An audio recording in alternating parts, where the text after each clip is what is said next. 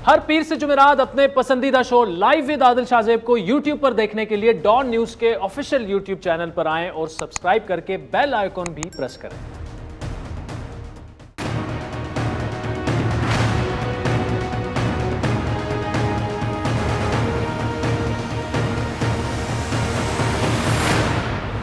अस्सलाम वालेकुम, मैं हूं आदिल शाहजेब। अफगानिस्तान में नाज़रीन तेज़ी से बदलती हुई सूरत हाल के असरात पर इस वक्त पूरी दुनिया की नज़रें हैं और इस सूरत हाल में पाकिस्तान के किरदार और अफगानिस्तान से मुतालिक पॉलिसी पर भी दुनिया की नज़रें लगी हुई हैं। इसी दौरान आज वज़ीर-ए-आज़म इमरान खान ने BBC को इंटरव्यू में अफगान तालिबान पर जोर दिया कि वो एक जामे हुकूमत तश्कील दें और इस खदशे का भी इज़हार किया कि अगर ऐसा ना हुआ तो अफगानिस्तान एक मरतबा फिर खाना जंगी की तरफ भी जा सकता है। साथ ही इमरान खान ने दुनिया पर भी जोर दिया कि तालिबान को थोड़ा सा टाइम दें। अब तालिबान हुकूमत को तस्लीम करने से मुतालिक इमरान खान का ये कहना था कि तमाम पड़ोसी ममालिक बैठेंगे, देखते हैं इस हवाले से क्या पेशरफ्त होती है। जो भी फैसला होगा एक मजमूई फैसला होगा। आज ही BBC ने खित्ते की बदलती सूरत हाल, सियासी सूरत हाल के हवाले से पीपल्स पार्टी के चेयरमैन बिलावल भुट्टो का भी इंटरव्यू किया, जिसमें उन्होंने वज़ीर-ए-आज़म इमरान खान के अफगान हुकूमत को तस्लीम करने से मुतालिक फैसले का जो उन्होंने बात की उसका खैर मकदम करते हुए कहा कि अफगान हुकूमत को तस्लीम करने के हवाले से पाकिस्तान के अंदर भी लेकिन इत्तेफाक होना चाहिए।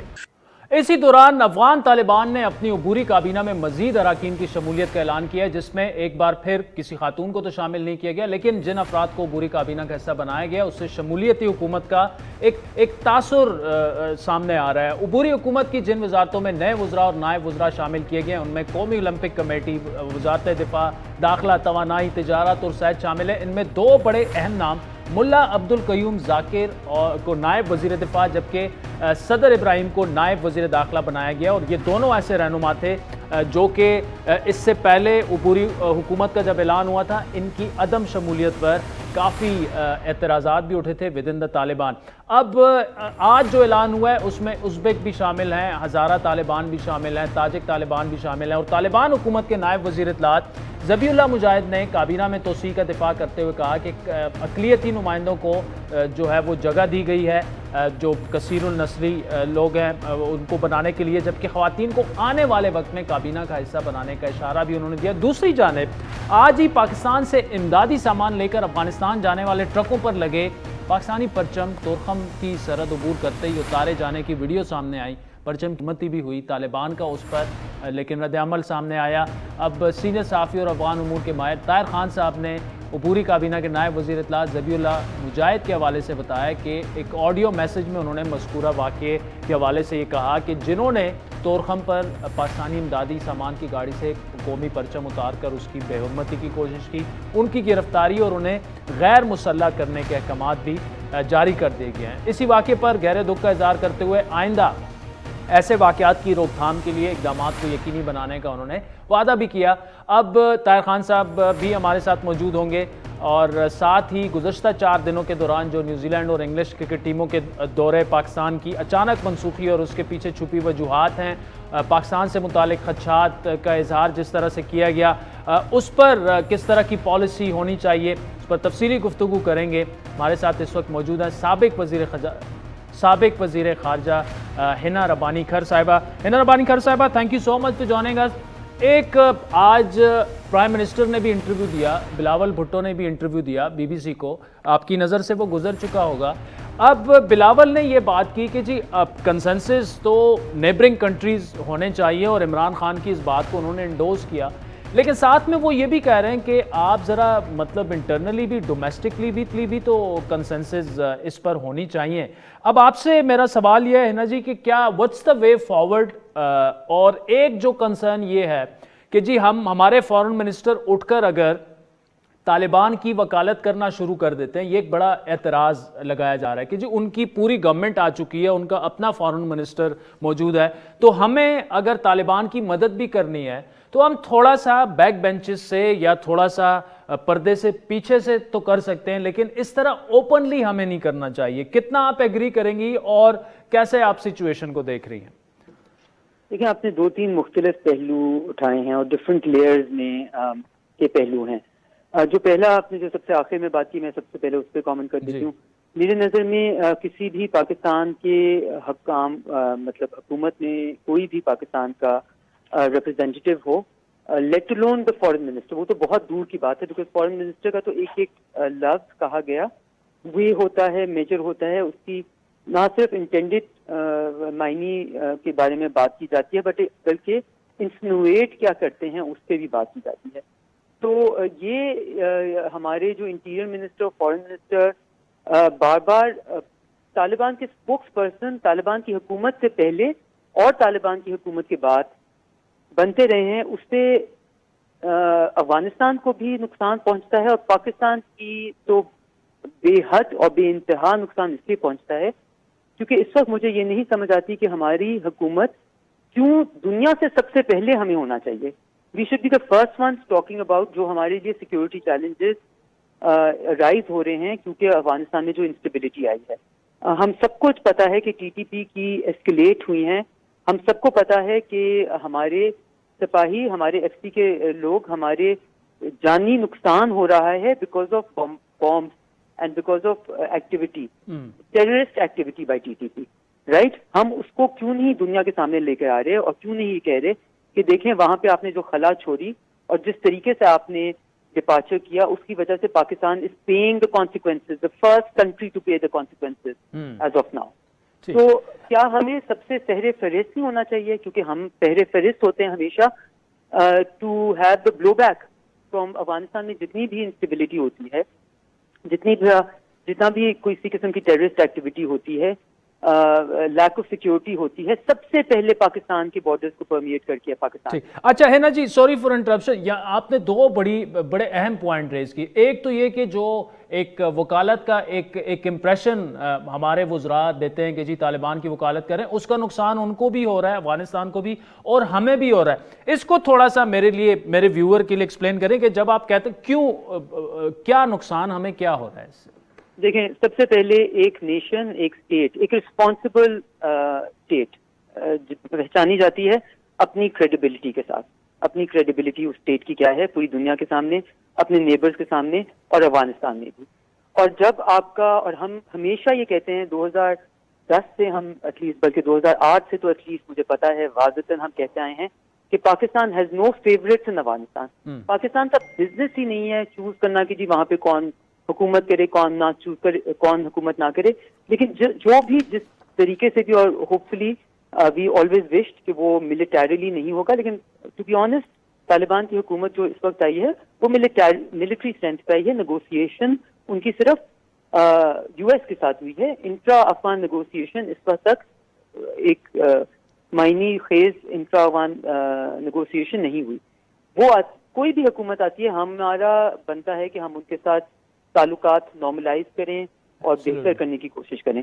لیکن ہماری کریڈیبلٹی کب بالکل ایروڈ ہو جاتی ہے جب ہم ایک ایسی قوت جس کے یقیناً بہت لوگ ساتھ ہوں گے لیکن بہت لوگ ان کے اگینسٹ ہی ہیں افغانستان کے اندر ہی, اور افغانستان کے اندر لوگوں کو یہ شک پڑے اور یہ شبہ ہو کہ پاکستان ایک گروہ یا ایک قوت کے ساتھ کھڑا ہے بجائے اس کے کہ پورے افغانستان کے ساتھ کھڑا ہے, تب پاکستان اپنی اسپیس بھی لوز کرتا ہے, اپنی کریڈیبلٹی بھی لوز کرتا ہے, اور سب سے امپورٹنٹلی پاکستان اپنی credibility to be able to engage with the rest of the world on the matter of Afghanistan کرتا ہے, بیکاز پاکستان کو اسکوئرلی اینڈ کلیئرلی وہ ایک کیمپ میں ڈال دیتے ہیں کہ یہ تو جی طالبان کے.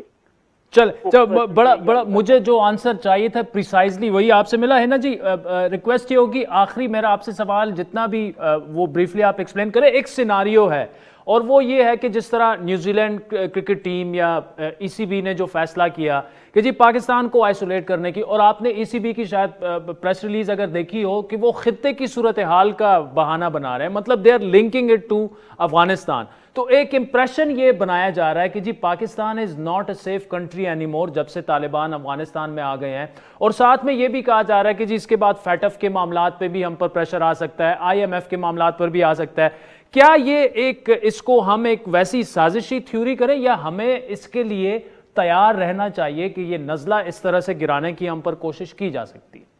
دیکھیں, ہمیشہ کہتے ہیں نا, you should hope for the best but prepare for the worst.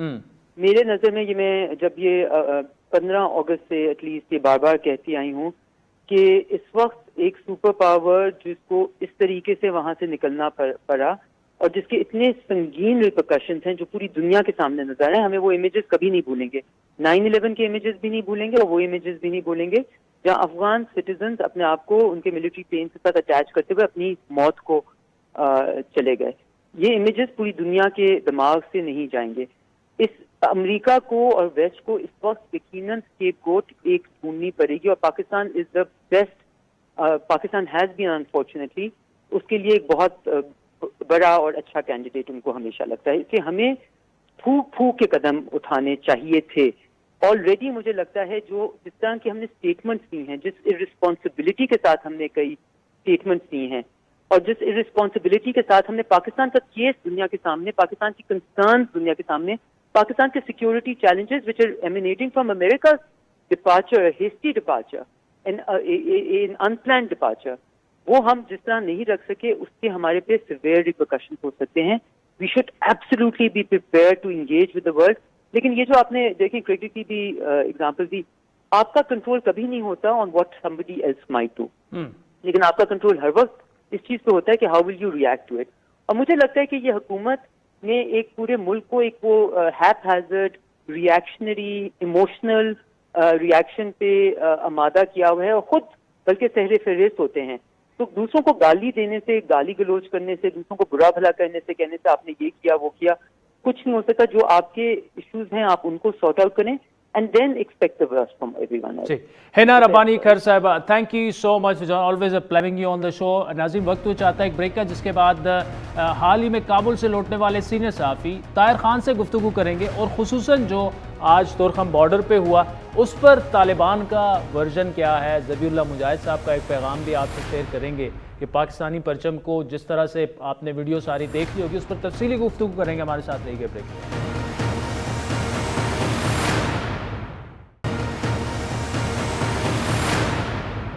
Welcome back ناظرین. سینئر صحافی طاہر خان صاحب ہمارے ساتھ موجود ہے. طاہر خان صاحب, پہلے تو ویلکم ٹو اسلام آباد. آپ نے کافی عرصہ کابل میں رہ کے زبردست وہاں پہ کوریج کیا. یہ بتائیے گا کہ طورخم بارڈر پر امداد لے جانے والا جو ٹرک تھا جس میں سے پاکستانی پرچم ایسے اتارا گیا کہ ویڈیو میں دکھ رہا ہے کہ جس طرح بے حرمتی وہ کر رہے ہیں پرچم کی, سخت رد عمل سامنے آیا. آپ نے بھی ٹویٹس کی, ہم سب نے کی. طالبان کی کو لیڈرشپ لیول پر اس کی ڈیفینیٹلی مذمت بھی کرنی چاہیے. کیا آپ کے پاس اس پر لیٹسٹ کیا ہے اور کیسے دیکھ رہے ہیں آپ اس کو؟ میری نظر میں یہ نہیں ہونا چاہیے تھا. پاکستانی بر ملک اور اس کے لوگ جو قومی پرچم ہوتے ہیں اس کے بارے میں بڑے حساس ہوتے ہیں, اور گو کہ طالبان کا یہ کہنا ہے کہ وہ چند افراد کا فعل ہے, لیکن جو ویڈیو ہے اس میں طالبان کے جو مسلح لوگ ہیں وہ بھی ہیں, اور ان میں جو یونیفارم والے لوگ ہیں جس کو طالبان نے یونیفارم دیا ہے. اور میرے خیال میں جس طرح ہم کابل میں تھے, آپ نے بھی دیکھا, ہم نے بھی دیکھا کہ یہ جو ان کے انٹیلیجنس کے لوگ یا ابھی NDS کے, یہ ان کا یونیفارم ہے. تو یہ نہیں ہونا چاہیے تھا. میرے خیال میں طالبان کو ابھی تک کنٹرول شاید نہیں ہے اپنے لوگوں پہ, لیکن یہ اچھی بات ہے کہ طالبان نے بھی محسوس کیا. اور جس طرح آپ نے کہا بھی کہ ذبیح اللہ مجاہد نے ایک میسج بھیجا ہے, اور اس میں انہیں کہا ہے کہ لیڈرشپ کے لیول پہ رہنماؤں کے, بڑے رہنماؤں کے سطح پہ ان کی مذمت بھی کی گئی ہے. جو لوگ اس میں ملوث ہیں ان کو گرفتاری کا حکم بھی ان کا ہوا ہے, اور ان کو غیر مسلح کیا جائے گا, اور ان کی تحقیقات بھی کی. تو یہ اچھی بات ہے, لیکن یہ نہیں ہونا چاہیے. یہ ڈیفینیٹلی نہیں ہونا چاہیے تھا. طاہر خان صاحب, آپ نے چونکہ ذبیح اللہ مجاہد صاحب کے میسج کی بات کی, تو وہ جو آڈیو میسج ہے وہ ہم سنوا دیں ذرا ناظرین کو. کیا ہے دا ډېر ناوړه پیښه سوې ده. د چا هلته کړې ده ناپوه دي کامل, او د نه پوهېږم په کومه وجه به داسې وي. د دغو کسانو د نیولو امر سوی ده, دا به ټول له دې چې نه ایسته کېږي او نیول کېږي, خالي سلاح کېږي به. دا ناوړه پېښه ده, ځکه دا موټر د مرستو موټر و, او د پاکستان هېواد بیرغ پرې باندې و. سره ناوړه چلن کړی, په دې وجه باندې موږ ډېر خواشیني سوي یو او ډېر متاسفه یو. مشران ټول په دې باندې خفه سوي دي. دا پیښه هر صورت چې مخنیوی به کېږي د آینده دپاره, موږ ډېر جدي به دا موضوع تعقیب کوو. دا کسان نیول کېږي انشاءاللہ. ٹھیک ہے, یہ آپ نے سن لیا ناظرین ذبیح اللہ مجاہد صاحب کا, اور اس میں ساتھ میں اردو سب ٹائٹلنگ بھی چل رہی تھی. طاہر, انکلوسیو گورنمنٹ کی بات کریں, بڑی اہم ڈیولپمنٹس آج کابل میں ہی. ملا عبد القیوم کو نائب وزیر دفاع اور ابراہیم صدر کو نائب وزیر داخلہ بنا دیا گیا ہے. کچھ اور قومیتی لوگوں کو بھی شامل کیا گیا. کیسے دیکھ رہے ہیں آپ اس کو؟ میرا نہیں خیال کم ہوگا دباؤ, کیونکہ جو نام آئے ہیں اس میں تقریباً جو میں نے پڑھے ہیں, کچھ کو میں جانتا ہوں, اس کے بیک گراؤنڈ کو بھی جانتا ہوں. تو یہ تقریباً میرا جو ایک اپنی جو وہ ہے جو میں نے دیکھا ہے, 98% तालिबान के लोग हैं इसमें, और मुमकिन है कि 2% उनके ज़रा हामी लोग हों। लेकिन इस दफ़ा तालिबान पे जो दबाव है, आप देखें ना, इस दफ़ा जब उन्होंने लिस्ट जारी की है तो उसमें साथ लिखा है कि पंजशेर के फ़लाँ और निंगरहार के फ़लाँ और तो ये एक दबाव तालिबान पे है। लेकिन मेरे ख़्याल में ये तो अब रद्द-ए-अमल उस पर आ जाएगा दुनिया का, लेकिन उस तरह नहीं है कि जिस तरह के दुनिया की तवक्को है। आज काबुल में पाकिस्तान, चीन और रूस के जो खुसूसी नुमाइंदगान हैं बराए अफ़गानिस्तान, उनकी एक नशिस्त भी हुई है, और जो मेरी मालूमात है उसमें भी इन तीनों ममालिक ने वही जो एक जामे हुकूमत या वसीउल बुनियाद हुकूमत या इंक्लूसिव गवर्नमेंट उसकी बात की है। पाकिस्तान के वज़ीर-ए-आज़म भी बात करते हुए तालिबान, मेरे ख्याल में तालिबान को समझना भी पड़ेगा। ये तो दुरुस्त है कि जो हुकूमत, जो लोग जिसके पास इक़्तिदार हो, उनको तो यह हक़ है कि वो अपना फ़ैसला ख़ुद करे, किसी को मुदाखलत हक़ नहीं होता, ये बिल्कुल ठीक है। लेकिन अफ़गानिस्तान की जो हालत है वो दुनिया से तब्दील है। अब अमेरिका ने 9.6 अरब डॉलर उनके मुंजमद किए हैं, IMF ने इमदाद रोक ली है, वर्ल्ड बैंक ने रोकी है, तो लिहाजा अब तालिबान को अगर दुनिया के साथ चलना है, फिर ख़वातीन का मसला है, फिर अक़लियतों का मसला है, तो तालिबान को तवज्जो देनी पड़ेगी। पड़ोसी ममालिक या तो अगर नरम भी हो जाए, लेकिन कुछ चीज़ों पे, जिस तरह के इमरान खान साहब का ताज़ा जो इंटरव्यू है उसमें उन्होंने कहा कि 4 ममालिक उज़्बेकिस्तान, ताजिकिस्तान, ईरान और पाकिस्तान मुश्तरका तौर पर फ़ैसला करेंगे हुकूमत को तस्लीम करने की। लेकिन उसने भी वो बात दोहराई है कि इंक्लूसिव गवर्नमेंट हो और ख़वातीन के हुकूक और इस तरह के इंसानी हुकूक के मसाइल जो है, मामलात जो है, वो जब तक इमरान खान ने कहा कि वो नहीं करेंगे, वादे नहीं पूरे करेंगे, तो फिर मुश्किल होगा। मेरे ख्याल में तालिबान को दुनिया की जो मुतालिबात हैं उनकी तरफ ज़रूर तवज्जो देनी पड़ेगी। ताहिर खान साहब, thank you so much for joining us. नाज़रीन, वक्त चाहता है एक ब्रेक का, जिसके बाद चेयरमैन नैब के एक्सटेंशन की बात करेंगे। बैरिस्टर मलिका बुखारी साहब हमें ज्वाइन करेंगे हमारे साथ।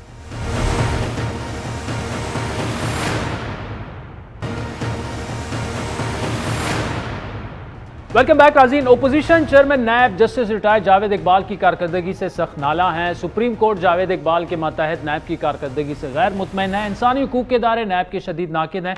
ऐसे में जब चेयरमैन नैब जस्टिस रिटायर्ड जावेद इकबाल की मुद्दत मुलाजमत 8 अक्टूबर को ख़त्म हो रही है और नैब कानून के मुताबिक उनके 4 साला ओहदे की मुद्दत नॉन एक्सटेंडेबल हो, यानी उनको बढ़ाया ना जा सकता हो, तो जावेद इकबाल की जगह किसी नए चेयरमैन के नाम की बाज़गश्त शुरू हो जानी चाहिए थी। इस नाम पर कानून के मुताबिक वज़ीर-ए-आज़म और लीडर ऑफ द अपोजिशन के दरमियान मुशावरत का आगाज़ भी हो जाना चाहिए था, लेकिन ताहाल ऐसा कुछ नहीं हुआ और मुस्तकबिल में भी मुमकिन नज़र नहीं आ रहा, क्योंकि बाकी सब कुछ छोड़कर हुकूमत नैब चेयरमैन की कारकर्दगी से पूरी तरह खुश भी है, मुतमईन भी है और उनकी मुद्दत में तोसी की तैयारी भी कर रही है। गो के इस मामले में हुकूमत ने अपनी हिकमत अमली ताहाल वाज़े नहीं की, लेकिन इशारों किनायों में जावेद इकबाल साहब को तोसी का परवाना दिए जाने की बातें शुरू हो चुकी हैं। वज़ीर कानून फ़ारूक नसीम हो या फवाद चौधरी हो, उन दोनों की जानिब से इस हवाले से ताहाल गैर वाज़े मौक़िफ़ सामने आया था, जबकि एक और वज़ीर मुमलिकत बराए पार्लिमानी मोहम्मद खान ने हमारे शो में शख्सियत पर मबनी कानून साजी की मुखालफत की। देखें, जो उसूली तौर पे जो एक मुरवजा कानूनी जो एक डॉक्ट्राइन है, वो तो यही है कि पर्सन स्पेसिफिक लॉ मेकिंग नहीं करनी चाहिए। ना हमारा कोई ऐसा इरादा है कि किसी खास शख्सियत के लिए हम कानून साजियाँ करें। लेकिन गुज़श्ता रोज़ वफाकी वज़ीर इत्तलात के अलावा जो है वो जनाब वज़ीर दाखिला शेख रशीद साहब ने इस हवाले से आइंदा चंद दिनों में फ़ैसला होने और मुमकिना तौर पर मौजूदा चेयरमैन नैब को ही तोसी दिए जाने का दावा कर। अब इस मौक़िफ़ से वाज़े है कि हुकूमत मौजूदा चेयरमैन नैब को ही ओहदे पर बरकरार रखना चाहेगी और चाहती भी है, लेकिन सवाल यह है कि इस सूरत में हिकमत अमली क्या होगी, मुमकिन फ़ैसले के सियासी नताइज क्या हो सकते हैं। हुकूमत के पास सबसे पहला अरबा तो अपोजिशन लीडर से मुशावरत का है, लेकिन फवाद चौधरी ने शहबाज शरीफ को नैब का मुलजिम करार देते हुए उनके साथ किसी भी किस्म की मुशावरत के इम्कान को रद्द कर दिया था। हुकूमत के लिए दूसरा जो रास्ता है वो कानून में बज़रिए ऑर्डिनेंस तब्दीली का है, जिससे मुद्दत को बढ़ाया भी जा सकता है या फिर मुशावरत की लीडर ऑफ द अपोजिशन और वज़ीर-ए-आज़म की शर्त को ख़त्म कर दिया जाएगा। मुजव्वज़ा ऑर्डिनेंस के मुताबिक हुकूमत की एडवाइस पर सदर जो हैं वो कानून में तब्दीली करेंगे और फिर हुकूमत ही की मजीद एडवाइस पर मौजूदा चेयरमैन के ओहदे की मुद्दत बढ़ा सकेंगे।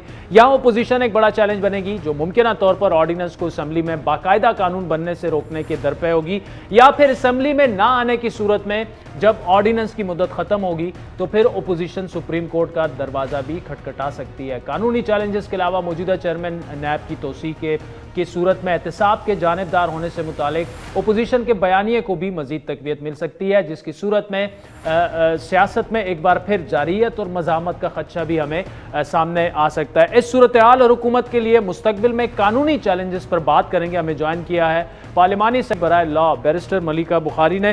ملیکہ بخاری صاحبہ، thank you so much for joining اس۔ اب تقریباً یہ تو کلیئر ہو چکا ہے، طے ہو چکا ہے کہ چیئرمین نیب کو آرڈیننس کے ذریعے جو ہے وہ توسیع دی جائے گی۔ کیا آپ اس کو کنفرم کریں گی؟ اگر واقعی ایسا ہے جس طرح وزیر داخلہ نے کل ایک انٹرویو میں کہا کہ ایسا ہوگا، تو وے فارورڈ کیا ہوگا؟ کیونکہ آرڈیننس تو پھر لیب بھی ہو جاتا ہے اور آپ کے جو تعلقات ہیں اپوزیشن سے وہ مزید بھی خراب ہو سکتے ہیں۔ جی تھینک یو عادل، آپ کا بہت شکریہ۔ دیکھیں عادل، پہلی بات تو یہ کہ آپ کے پروگرام کے اوپر میں حتمی کوئی ایسی کنفرمیشن نہیں دے سکتی کہ حکومت وقت کسی قسم کی جو قانون سازی اس کو مرتب کر لیا ہے، اور چیئرمین نیب جو اس وقت ہیں جاوید اقبال صاحب، انہی کو توسیع دی جائے گی ایز فیوچر چیئرمین نیب۔ تو کوئی کمٹمنٹ تو نہیں کر سکتے، لیکن بہت سارے آپ نے سوالات اٹھائے ہیں، ان کے جوابات جو ہیں میں آپ کے پروگرام کے توسط سے دینا چاہوں گی۔ دیکھیں عادل، پہلی بات تو یہ ہے کہ یہاں پر بات کیا ہو رہی ہے۔ یہاں پر نیب کی بات ہو رہی ہے، یہاں پر کرپشن کی بات ہو رہی ہے، یہاں پر ایک ایسے ادارے کی بات ہو رہی ہے جس کی پاکستان میں اشد ضرورت ہے۔ آپ بھی یہ جانتے ہیں، میں بھی جانتی ہوں، پاکستان کی ساری عوام جانتے ہیں کہ ماضی میں سابق حکمرانوں نے، صاحب اقتدار نے پاکستان کی عوام کے پیسوں کے ضامن ہوتے ہوئے چوری کی ہے۔ اور کسی بھی اچھی جمہوریت کے اندر جو صاحب اقتدار ہوتے ہیں، جو پبلک آفس ہولڈرز ہوتے ہیں، جو عوام کے پیسوں کے ضامن ہوتے ہیں، وہ کسی احتساب کے ادارے کو یا پاکستان کی عوام کو جواب دہ ہوتے ہیں۔ تو ادارے کی ضرورت ہے۔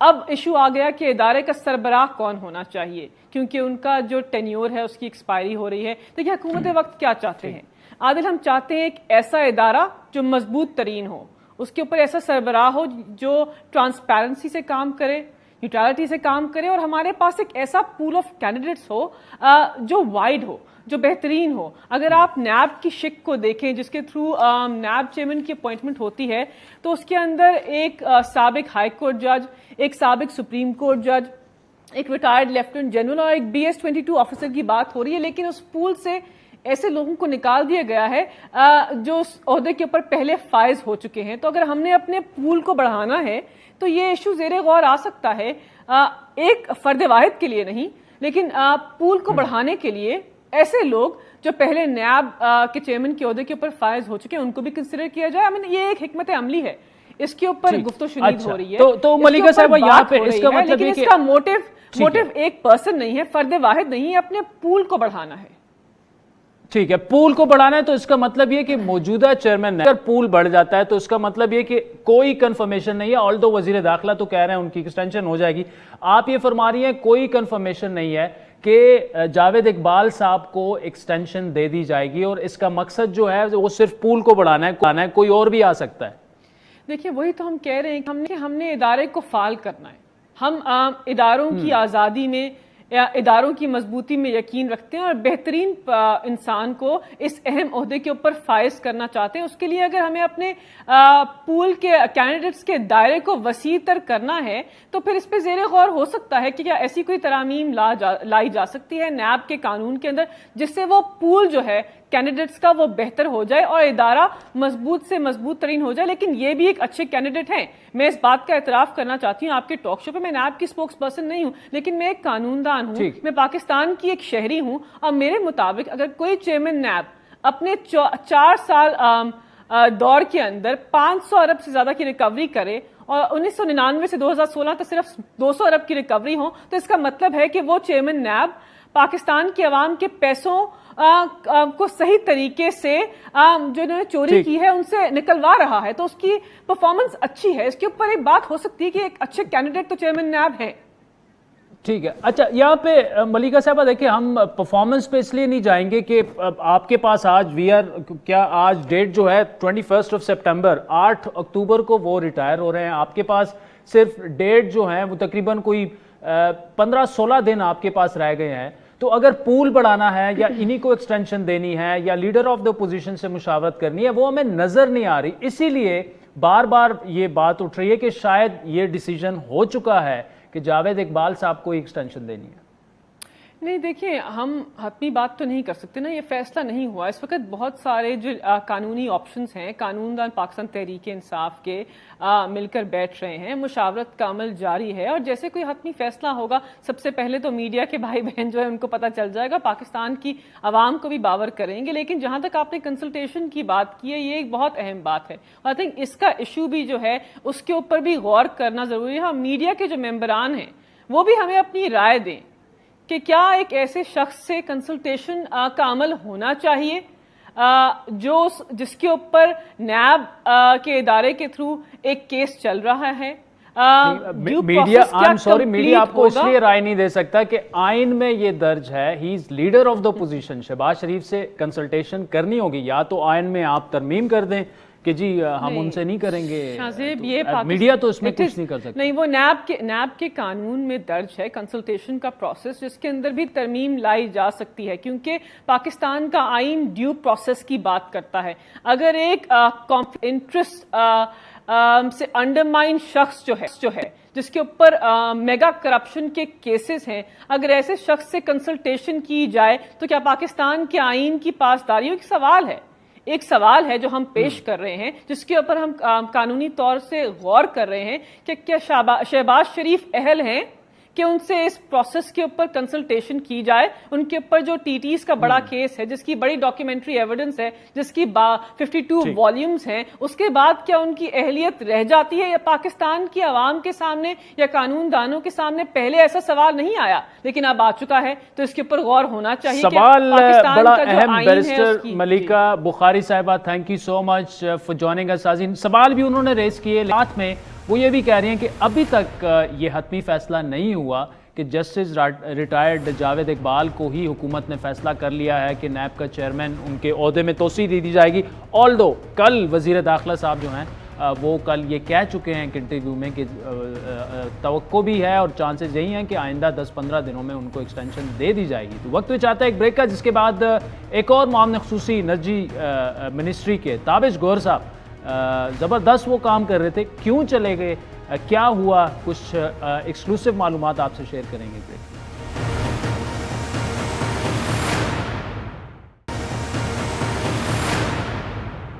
ویلکم بیک ناظرین. موجودہ حکومت میں شعبہ پیٹرولیم اور توانائی میں تنازعات کا سلسلہ ختم ہونے کا نام ہی نہیں لے رہا. آج بھی انرجی منسٹری کو لے کر نئے تنازع کی آمد اور ایک پرانے کردار کے عہدے کے اختتام کا دن تھا. وزیراعظم کے معاون خصوصی برائے پیٹرولیم تابش گوہر نے اپنے عہدے سے استعفیٰ دے دیا ہے، اور تفصیلات کے مطابق وزیراعظم اور وزیر توانائی حماد اظہر تابش گوہر کی موجودگی سے ناخوش تھے. تابش گوہر پر جو ہے وہ پی ایس او، فیسکو اور مختلف پاور پلانٹس میں منظور نظر افسران تعینات کرنے کا الزام بھی عائد کیا جا رہا ہے. تابش گوہر نے اپنے استعفے سے متعلق کچھ ٹویٹس کی ہیں کہ اگرچہ توانائی کے شعبے میں چیلنجز کئی گنا زیادہ تھے، لیکن اس میں کوئی شک نہیں کہ حماد اظہر کی قابل قیادت میں انرجی منسٹری جو ہے وہ اسٹرکچرل اصلاحات پر عمل جاری رکھے گی. گو کہ تابش گوہر نے اپنی ٹویٹس میں حماد اظہر کے لیے تعریفی کلمات ادا کیے، لیکن حقیقت میں تابش گوہر اور حماد اظہر کے درمیان معاملات میں کافی کشیدگی موجود تھی، جس کا ثبوت تابش گوہر کی جانب سے وزارت پیٹرولیم میں موجود مسائل سے متعلق لکھا جانے والا ایک کھلا خط تھا، جس کو حماد اظہر کے خلاف ایک چارج شیٹ سمجھا گیا.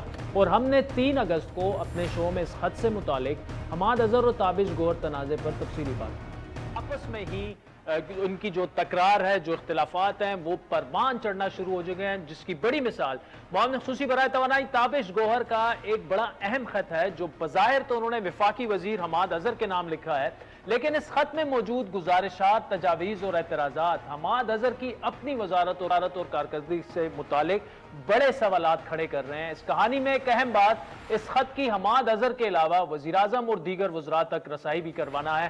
بڑا اہم یہ خط جو ہمیں حاصل ہوا 4 صفحات پر مشتمل. پہلے تو بالکل یہ عدم اعتماد کے خط اب لکھے جا رہے ہیں ایک دوسرے وزیروں کے خلاف، اس میں ہے کیا؟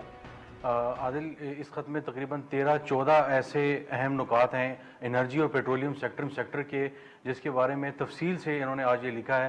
اور یہ چند تقریباً 1 مہینے پہلے جو ایک سی سی او ای جو کمیٹی تھی، کیبنٹ کمیٹی جو برائے توانائی ہے، اس کے اندر اسد عمر وغیرہ اور زیدی صاحب. اب آپ کو یہ یاد دلاتے چلے کہ تابش گوہر جس north south gas pipeline منصوبے کا ٹھیکہ روسی کمپنی کو دینے کے شدید مخالف رہے ہیں، حماد اظہر اسی منصوبے کی بھرپور حمایت اور ترجمانی کرتے رہے ہیں۔ اسی تنازع کے علاوہ تابش گور کی جانب سے جو ہے خزانہ اور توانائی کے معاملات میں نیب کے کردار پر بھی کھل کر تنقید کی جاتی تھی۔ الزام لگا جائے کہ آپ نے تو ان کو بہت سستا چھوڑ دیا جبکہ آپ ان سے اور کچھ زیادہ وصول کر سکتے تھے اور اس کی بنیاد بدعنوانی ہے، تو ظاہر ہے پھر یہ نظام منجمد ہو جاتا ہے، لوگوں کے اندر خوف ہوتا ہے۔ تو اس لیے میرے خیال میں نیب کا جو ایک آرڈیننس آیا تھا اس کو قانون میں تبدیل کرنے کی بہت ضرورت ہے۔ نیب کا خوف نہیں تو ایف آئی اے کا خوف، ایف آئی اے کا خوف نہیں تو پبلک اکاؤنٹ کمیٹی کا خوف، اگر ان کا خوف نہیں تو ڈپارٹمنٹل آڈٹ کمیٹی کا خوف، اسی خوف میں قلم منجمد ہو گئے ہیں بیوروکریسی میں۔ اب ناظرین اس سارے معاملات میں ہوا کہ عمر ایوب صاحب نے اعلان کیا تھا کہ دسمبر 2020 تک جو گردشی قرضہ ہے وہ تقریباً زیرو پر اس کو لے آئیں گے، یا اس کی رفتار جو ہے وہ زیرو پر آ جائے گی۔ لیکن منسٹرز بدل رہے ہیں، تابش گور صاحب سے پہلے ندیم بابر کو فارغ کیا گیا، پھر ایک قاسم صاحب تھے ان کو فارغ کیا گیا۔ یہ ہو رہا کیا ہے؟ کیونکہ پاور سیکٹر میں گردشی قرضہ جو ہے وہ اس وقت 2280 ارب یعنی بلند ترین سطح پر پہنچ چکا ہے، وہ بھی ختم نہیں ہوا۔ اس پر تفصیلی گفتگو کریں گے، ہمارے نمائندہ خصوصی ریاض الحق ہمارے ساتھ موجود ہیں۔ ریاض، یہ بتائے گا کہ پہلا سوال تو آپ سے یہ کہ تابش گور سے استعفیٰ لیا گیا یا انہوں نے دیا استعفیٰ؟ یہ آج سارا دن بڑی دلچسپ گفتگو مختلف حلقوں میں یہ ہوتی رہی کہ آیا یہ استعفیٰ دیا گیا ہے یا لیا گیا ہے، لیکن بظاہر یہ ایسا لگ رہا ہے کہ اس دفعہ جو استعفیٰ ہے یہ لیا گیا ہے، کیونکہ اس سے پہلے پچھلے سال جب استعفیٰ انہوں نے دیا تھا تو وہ ان کو جو مشکلات تھیں اس دفعہ تقریباً وہی مشکلات تھیں، لیکن وزیر اعظم آفس تک تمام وہ تفصیلات جاتی رہیں، چاہے وہ پاور سیکٹر کا سرکولر ڈیٹ تھا یا اس کے علاوہ جو دوسرے معاملات تھے، چاہے وہ نارتھ ساؤتھ پاور جو پائپ لائن تھی، حماد اظہر کے ساتھ ٹسل تھی، اس کے علاوہ نیب کے معاملات پہ جو یہ جس طرح یہ چاہ رہے تھے کہ لیجسلیشن ہو جائے اور ایک فری ہینڈ دے دیا جائے بیوروکریٹس کو اور آفیسرز کو کام کرنے کے لیے، وہ بھی نہیں ہو سکا تھا، تو یہ بھی کافی فرسٹریٹڈ فیل کر رہے تھے، لیکن ان کی جو پرفارمنس تھی وہ اس طرح ریفلیکٹ نہیں ہو پا رہی تھی، اور پرائم منسٹر آفس تک یہ تو کہا یہ جا رہا ہے ذرائع کے مطابق شاید ان کو کہہ دیا گیا تھا کہ اب اگر آپ استعفیٰ دے دیں تو بہتر ہوگا۔ اچھا، یہاں پہ ریاض، لیکن یہ تو آپ یہ کہہ رہے ہیں پرفارمنس، لیکن یہ تو بالکل اوپن سیکرٹ تھا انرجی منسٹری میں کہ حماد اظہر اور تابش گور جو ہیں ان کے آپس کے اختلافات کافی شدید ہو چکے تھے، اور اس کی وجوہات کیا تھیں؟ اب عادل، ایک تو یہ ہوا کہ جب ندیم بابر صاحب چلے گئے پیٹرولیم کا اختیار تو وہ بھی ان کو دے دیا گیا ایڈیشنل، تو اس کے بعد یہ ہوا کہ یہ تقسیم ہو گئے، بیچ میں جب حماد اظہر بھی آ گئے ان کو بھی پیٹرولیم کا مل گیا، تو ان کے متعلق کہا جاتا ہے کہ شاید پتہ نہیں 6-7 ماہ بعد وہ ایک آدھ دفعہ آ چکے ہیں یا شاید 2-3 دفعہ ٹوٹل وہ آ چکے ہیں، تو انہوں نے بھی دلچسپی اس طرح نہیں لی پیٹرولیم سیکٹر میں، انہوں نے بھی اس طرح دلچسپی نہیں لی، بلکہ اپنے جو خط جو ہم نے جس کا ذکر کیا ہے اس کے بعد انہوں نے اپنے آپ کو انتہائی محدود کر لیا ایڈوائزر لیول تک۔ اس کے علاوہ بڑے فیصلے جو تھے بجلی کے حوالے سے یا جو ڈیسکوز وغیرہ تھی اس کے حوالے سے کسی قسم کی کوئی یہ انٹرونشن نہیں کر رہے تھے، جس کے بعد یہ خود کو ایسا فیل کر رہے تھے، بلکہ ایک آفیسر کا یہ کہنا تھا he was good for nothing, کہ یعنی مطلب موجود ہیں لیکن کام کچھ نہیں ہو رہا، نہ انرجی سیکٹر میں نہ پیٹرولیم سیکٹر میں۔ ایک بہت زیادہ قسم کی سیریز فرسٹریشن تھی پیٹرولیم منسٹری کے اندر، ان کی نہ سنی جاتی تھی۔ یہ اگر آپ تابش گور کے بارے میں کہہ رہے ہیں تو ان کی تو وزیر اعظم نے بھی کئی دفعہ 2-3 جگہوں پہ تعریف کی ہے، 1 سال وہ یہاں پہ رہے تو ان کی کارکردگی تو تھی، لیکن زیادہ لگ رہا یہ ہے کہ شاید اندرونی معاملات چپلش کی وجہ سے وہ ڈسارٹڈ ہو گئے تھے، پرفارم نہیں کرنا چاہ رہے تھے۔ پیٹرولیم منسٹری میں اگر دیکھا جائے انہوں نے اپنے لیٹر میں یہ لکھا ہے خاص طور پہ کہ بہت زیادہ اوور ہالنگ کی ضرورت ہے، ہیومن ریسورس یہاں پہ ہونا چاہیے، وہ لوگ جو یہاں پہ کام کر سکیں اس طرح کے لوگ یہاں موجود نہیں ہیں، تو ایک پوری پیٹرولیم منسٹری کو بھی انہوں نے ناراض کیا ہوا تھا، تو ایک جو ورکنگ ریلیشن شپ ہونا چاہیے شروع سے آخر دن تک ان کا نہیں بن سکا، کیبنٹ کے ممبرز کے ساتھ، اسد عمر کے ساتھ، زیدی صاحب کے ساتھ، اس کے علاوہ حماد کے ساتھ، اور اس طرح ایون فائنانس منسٹر کے ساتھ بھی اس طرح کی ان کی کیمسٹری نہیں بن سکی، اور CCOE کی میٹنگ یعنی جو کیبنٹ کمیٹی آن انرجی کی ہے اس پہ اور مختلف امور پہ ان کی بہت زیادہ بحث ہوتی تھی، جس سے ڈس ایگریمنٹ ان کے ساتھ زیادہ ہوتا تھا، وہ سارے ایک سائڈ پہ ہوتے تھے، تو شاید یہ ایک بنیادی وجہ تھی کہ یہ ایک تنہا رہ گئے تھے۔ ریاض الحق صاحب، thank you so much for joining اس۔ ناظرین، آج کے پروگرام پر آپ کے فیڈ بیک کے منتظر رہیں گے، ہمارا ٹویٹر ہینڈل ہے @عادل شاہ زیب۔ مجھے میری ٹیم سمیت اجازت دیجیے۔